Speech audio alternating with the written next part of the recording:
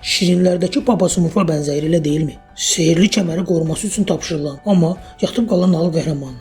Yox, o nağıl qəhrəmanı deyil. O milyonların qəlbində taxt qurmuş UFC çempionudur. Bu sadəcə bir döyüşçünün hekayəsi deyil. Bu əfsanənin doğuşunun, bir insanın öz taleyinin necə dəyişdiyinin, hər kəsin ona sən bacarmazsan dediyi anda yüksəlişinin hekayəsidir. Bu Aleksandr Volkanovskinin döyüşə, əzmkarlığa və zəfərə aparan yolun hekayəsidir.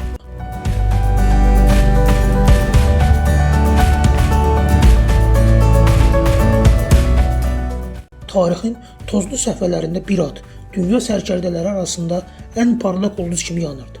Böyük İskəndər.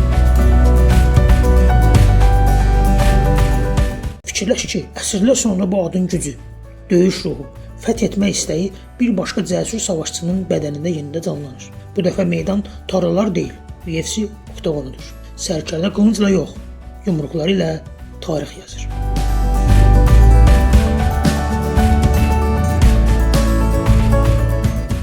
Volkanovski böyük döyüşçülərin doğulduğu torpaqlardan gəlir.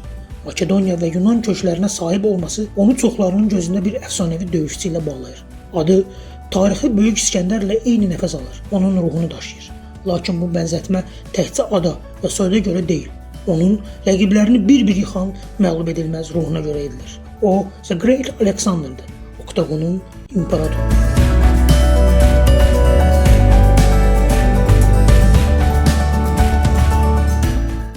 İndi isə onun inanılmaz həyat hekayəsinə daha dərindən baxaq.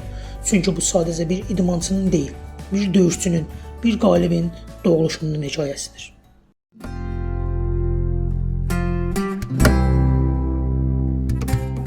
...1988-ci ilin 29 sentyabrında Avstraliyanın sakit, lakin güclü dalğalarla döyülən sahil şəhəri Wollongongda bir uşaq dünyaya gəldi. Bu şəhər bir tərəfdən amansız Tasman dənizinin çırpıntıları, digər tərəfdən isə Illawarra dağlarının sərt qayalıqları ilə adələnmişdi.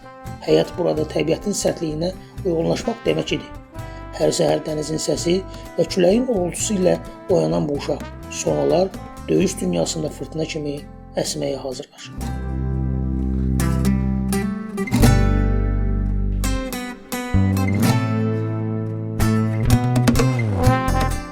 Aleksandr Volkanovski uşaqlığını bu şəhərin dar məhəllələrində sadə, lakin çətin həyat şərtləri ilə böyüdü. Atası Makedoniyadan, anası isə Yunanistandan gələn köçmənlər idi. Ailəsi ağır zəhmətlə donanır, Aleksandr isə kiçik yaşlarından işin nə demək olduğunu anlayırdı. Səhər tezdən günəş Wollongongun üzərində doğanda Aleksandr Volkanovski artıq iş başında olurdu. O, UFC çempionu kimi tanınmazdan əvvəl gücünü və dözümlülüyünü döyüş ringində deyil, tikinti meydançalarında sərgiləyirdi. Tikinti meydançasındakı ağır zəhmət ona ringdə döyüşlərdə lazım olacaq güc və dözümlülüyü qazandırdı. Həyat içində döyüşməyi öyrənmişdi. Təkcə düşmənlərə qarşı yox, yoxsulluğa, yorğunluğa və inamsızlığa qarşı.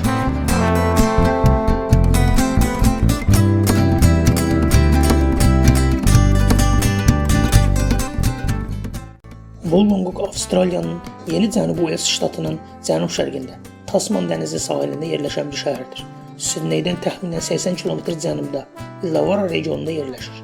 Şəhərin adı ehtimal ki, yerli Daraval dilindən gəlir və dənizin səsi mənasını verir. Wollongong Avstraliyanın idman ruhu ilə yaşayan şəhərlərindən biridir.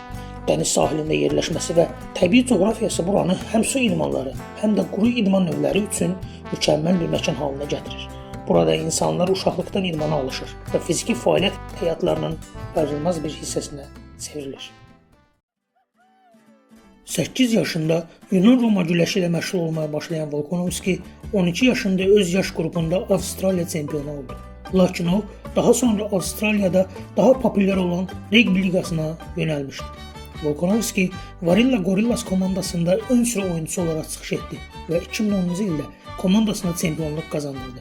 Bu dövrdə onun çəkisi təxminən 97 kiloqramdır.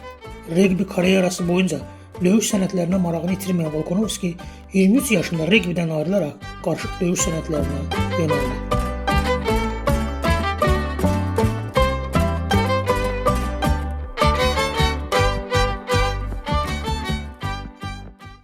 O əvvəlcə welterweight dərəcəsində döyüşmüş, lakin daha sonra featherweight çəki dərəcəsinə keçdi.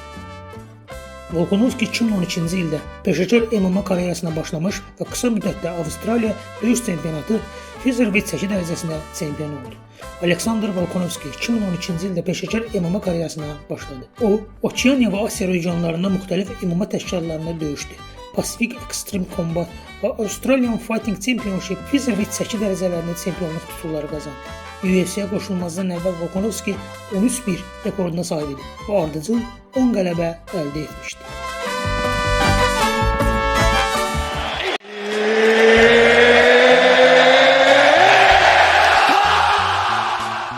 Aleksandr Volkanovski UFC-də ilk döyüşünə 2016-cı ildə UFC Fight Night 101 tədbirində çıxdı. Onun rəqibi Yusuke Kasuya idi.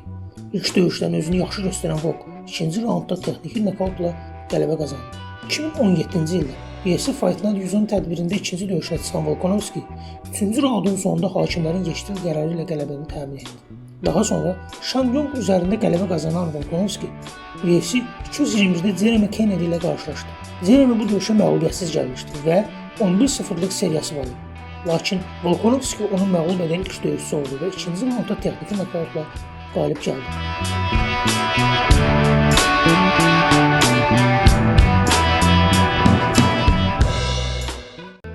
Chad Mendes keçmiş iki qat UFC titul namizədi idi və featherweight çəki dərəcəsində hər zaman ən üst səviyyədə mübarizə aparmışdı. Döyüş ayaqüstə çox gərgin və qarşılıqlı zərbələrlə başladı.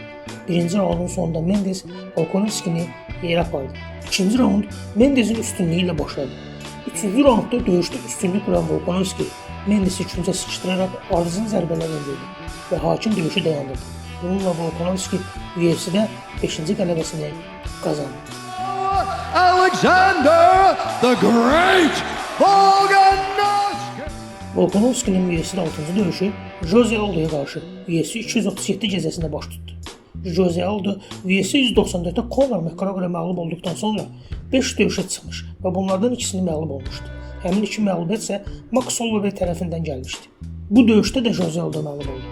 Qarşı alınmaz Volkanovski 3-cü raundun sonunda hakim qərarı ilə qalib gəldi.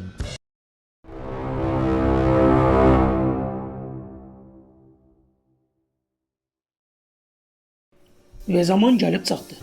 Kəmər döyüşündə oktogona çıxmağın vaxtı idi. Rəqib isə Max Holloway.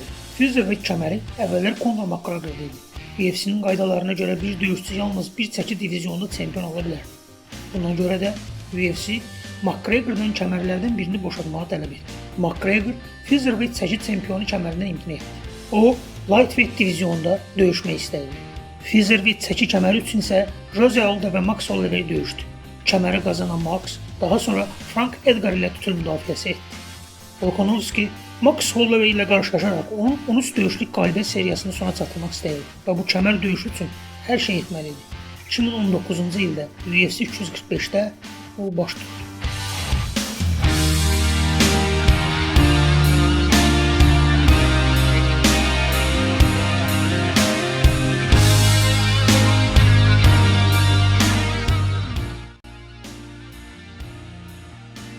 Birinci raundda Volkanovski daha çox ayaq zərbələrindən istifadə edirdi və döyüş əsasən ortada keçdi. İkinci raundda isə eyni ssenari davam etdi. Volkun daha çox ayağa zərbələri və qarşılıqlı bədənə və üzə endirilən zərbələr. Digər raundlar da oxşar keçdi. Bu döyüşdə Volkanovski featherweight çəki dərəcəsində ən çox leg kick atan döyüşçü kimi rekord yenilədi. Bərabər keçən döyüşdə hakimlərin geçdil qərarı ilə Volkanovski qalib gəldi və çempion oldu. 22 yaşında MMA-ya başlayan Volkanovski 31 yaşında UFC kəmərinin sahibi oldu.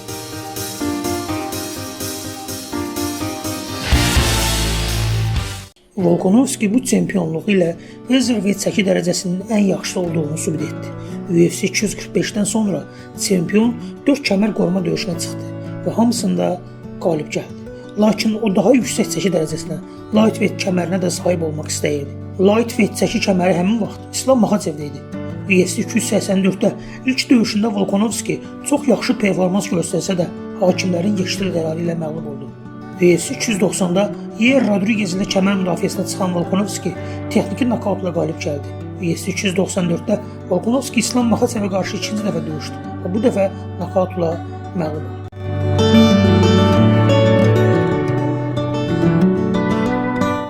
Aleksandr Volkanovskinin son döyüşü UFC 298 tədbirində İlya Topuria ilə baş tutdu. Döyüşdə Topuria Volkanovskini ikinci raundda sağ əli ilə nokaut edərək UFC Featherweight 8 çempionu oldu. Aleksandr Volkanovski üçün bu məğlubiyyət sadəcə bir döyüş deyildi. Bu, uzun illər zirvədə dayanmış bir çempionun ən böyük sınağı idi. O, UFC Featherweight 8 divizyonunun kralı kimi hakimiyyət sürmüş döyüşçüləri bir-bir məğlub edərək öz adını tarixə yazdırmışdı. Lakin hər çempionun bir dönəm sonu olur və Topuria məhz bu anı gətirən adam idi.